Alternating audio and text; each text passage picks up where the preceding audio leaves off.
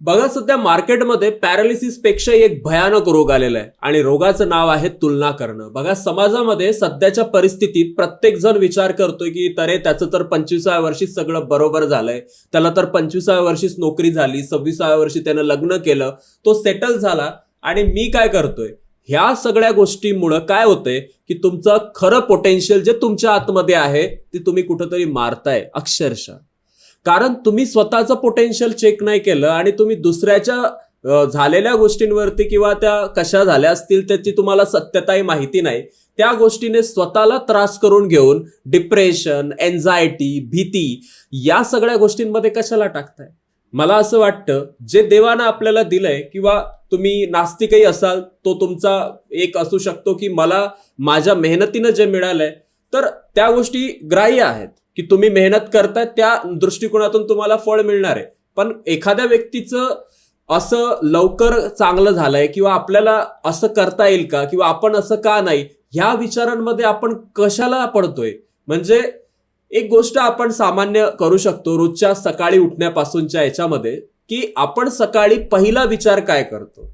बघा, सकाळी उठल्यानंतर बरेच लोक पहिला विचार हा करू शकतात की अरे बापरे, आज ऑफिसला जायचंय, वेळ झालाय, किंवा आज तर बॉसचा हे करावं लागेल. म्हणजे तुम्ही समजू शकता ऑफिसवाले लोक. आणि एखादा विद्यार्थी असेल त्याला असं वाटेल अरे बापरे, मी तर एवढं मोठं ध्येय ठेवलं, आज तर मी सकाळीच उठलो नाही, आता माझं काय होणार भविष्यात, किंवा आजचा दिवस कसा जाणार, माझे टॉपिक्स कसे कम्प्लीट होणार. हे सगळे विचार ऍक्च्युली निगेटिव्ह कॅटेगरीमध्ये येतात.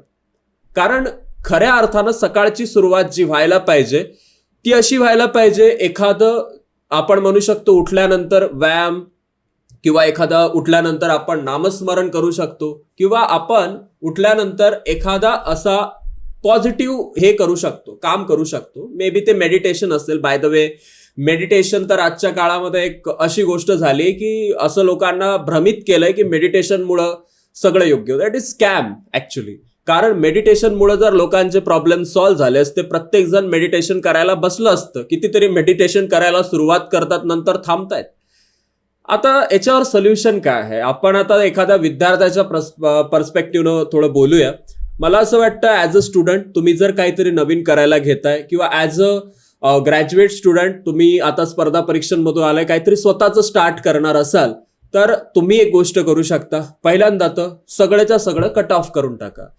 तुम्ही जे इंटरनेटवर पाहता किंवा इंस्टाग्रामवरती शॉर्ट्समध्ये काही लोकांची आयुष्य खूप चांगली दिसतात. युट्यूबवर पण काही व्लॉगर्स आहेत, असं वाटतं बापरे याला किती व्ह्यूज येतात, आणि एवढे चांगले व्ह्यूज आल्यानंतर याचं आयुष्य तर म्हणजे आता वा खूप छान झालं असेल, सगळ्या गोष्टी याच्यापर्यंत पोहोचतायत आणि भारीच, म्हणजे सगळं ओके, त्यानं त्याच्या मेहनतीनं ते घेतलंय आणि हा विचार करून आपण स्किप करू शकतो. आता त्या गोष्टीमध्ये एक थॉट प्रोसेस अशी येते की याने केलं मग आपण का करू शकत नाही, चांगलं आहे, आपण का करू शकत नाही, इथं थांबलं पाहिजे आणि आपलं आपण स्वतःचं स्टार्ट केलं पाहिजे. हे योग्य आहे ना, हे योग्य आहे. पण येतात काय होतं, याच्यामध्ये एक गोष्ट होतीये ती म्हणजे आपण तसंच झालं पाहिजे, त्याच पद्धतीनं झालं पाहिजे. जसं त्याला 2 महिन्यामध्ये एवढे व्ह्यूज आले, 2 महिन्यामध्ये त्यानं सगळं व्यवस्थित केलं, 2 महिन्यामध्येच त्याचा अभ्यास एवढा झाला, असं नाही पाहिजे. कारण मे बी त्याची तेवढी त्या गोष्टीसाठी हार्डवर्क, पोटेन्शियल सगळ्या गोष्टी असतील, त्याच्याकडे रिसोर्सेस असतील, नसतील तरी त्यानं ते कुठून तरी हे केले असतील, बॉरो केले असतील. बट आपल्या बाबतीत तसं आहे का, हा पहिल्यांदा विचार झाला पाहिजे. मग आपण कोणत्याही गोष्टीचा विचार न करता ते एका प्लॅन सोबत स्टिक झाला पाहिजे. जसं 10वीच्या विद्यार्थ्याची आपण गोष्ट करूया. 9वी मध्ये यानं काय केलं नाही, की ॲव्हरेज स्टुडंट आहे, त्याचं नावही आपण ठरवून टाकू राहुल आहे. तर राहुलनं काय केलं, 9वी पर्यंत काय असा अभ्यास सिरियसली केला नव्हता. 9वीच्या शेवट त्याला असं वाटलं की आता काहीतरी बेस्ट करूया आयुष्यात, आतापर्यंत जे झालं बाबा ते झालं. पण राहुलनं 10वी मध्ये आल्यानंतर अचानकच असा काही धडा निवडला गणितातला की पहिला धडा पाहूनच त्यानं 10वीचा अभ्यास करणं थांबवलं. कुठेतरी त्यानं डिस्ट्रॅक्ट करायला सुरुवात केलं स्वतःला. तो स्वतःला त्या गोष्टीपासून दूर न्यायला लागला. याचं कारण असं आहे की एकदम कोणताही मोठा घास आपण नाही घेऊ शकत. आपल्याला सुरुवात छोट्या गोष्टीपासूनच करावी लागणार आहे. आणि त्या छोट्या गोष्टीची जी सुरुवात आहे ती सुरुवात कशी होईल, ती सुरुवात होईल जेव्हा आपण ट्राय करू.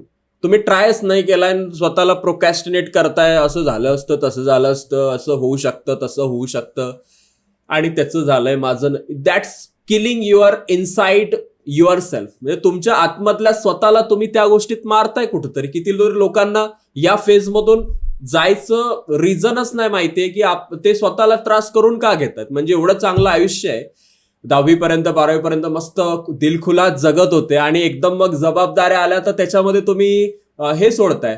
म्हणजे एक हिंमत ठेवली पाहिजे की आज आपल्याकडे काही नाही, उद्याही तसंच असेल असं नाहीये ना. तुम्ही आज वर्क करा स्वतःवरती, उद्या बदलू शकतं. मे बी काही लोकांचं 30व्या वर्षी बदलतं, तुमचं 32व्या वर्षी बदलेल. तर या गोष्टीसाठी आजपासून एक प्लॅन बनवला पाहिजे. मी तुम्हाला हे पण देईल भविष्यामध्ये गुगल फॉर्म, ज्यावर तुम्ही माझ्यासोबत 1 to 1 बोलू शकाल.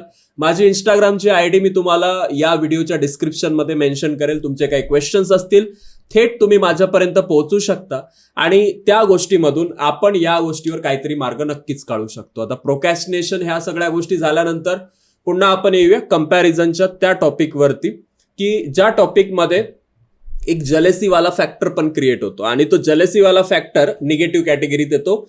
जरी तो आपल्या आतमध्ये असेल तरी तो आपल्याला कुठंतरी हे करत असतो, डिस्ट्रॉय करत असतो. याचं कारण काय आहे? कारण तुम्ही बघा, कोणतीही निगेटिव्ह गोष्ट जर आपण आपल्या माइंडमध्ये आणली, त्या गोष्टीचा पुढच्याला त्रास दिसेल नाही दिसेल तो दिसणारच नाही, ते अशक्यच आहे. पण तुम्ही स्वतःला नक्की त्रास करून घेणार आहात. कशाला पाहिजे मग या गोष्टी? ज्या गोष्टीमुळे आपल्याला त्रास होतोय त्या गोष्टी आपल्या मनात आपण आणायच्याच कशाला? दुसऱ्याच्या बाबतीत तर आणायचंच नाही. तो दुसरा आहे, त्याचं आयुष्य वेगळं आहे, त्याचं घर वेगळं आहे, त्याची फॅमिली वेगळी आहे, त्याचे प्रॉब्लेम्स वेगळे आहेत, त्याचं इकॉनॉमिक फायनान्शियल सगळं वेगळं आहे. आपलं वेगळं आहे का? आपलं त्याच्यापेक्षा वेगळं आहे. आपल्याला स्वतःला सावरलं पाहिजे, आपल्याला आपल्या मनातल्या शंकांचं निरसन केलं पाहिजे, आपण आपल्यावरती फोकस केला पाहिजे.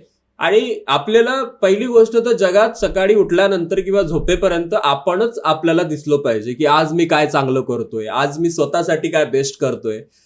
करू द्या कोणाला किती चांगलं करताय, तो त्याच्या भाग्याचा विषय असेल, तो त्याच्या मेहनतीचा विषय असेल. आपल्या बाबतीत असं का होतंय हा प्रश्न आजपासून तुमच्या मनात नाही आला पाहिजे. या व्हिडिओची सुरुवात मी केली होती एका गोष्टीपासून की या व्हिडिओमध्ये मी शेवट तुम्हाला त्या सर्व गोष्टींमधून बाहेर आणणार. मला सांगा, तुमच्यापैकी किती लोकांना असं वाटतंय आता की हो मी काहीतरी करू शकतो, मी काहीतरी माझ्यावरती फोकस करून आता बिल्ड करू शकतो, हो जाओ काही, म्हणजे माझ्याकडून जे होणार ते होणार, मी फेल होणार. हो द्या, किती वेळा तुम्ही फेल होताय, पण स्वतःच्या बाबतीमध्ये कधीच आपल्या मनामध्ये आपल्या विचारांमध्ये आपली एक निगेटिव्हिटी क्रिएट करून घेऊ नका. दुसऱ्यांचं काय आहे काय नाही ते त्यांचं ते पाहत बसतील, त्यांची लाईफ कशी आहे ते त्यावरती ते डिस्कस करतील आणि ते त्यांचं सॉर्ट करतील. पण आपल्याला आपल्यावरती फोकस करणं गरजेचं आहे. जर आपण आपल्यावरती फोकस केलं तर मे बी भविष्यात लोक तुमच्याबद्दल विचार करतील की याचं कसं व्यवस्थित झालं. ठीक आहे.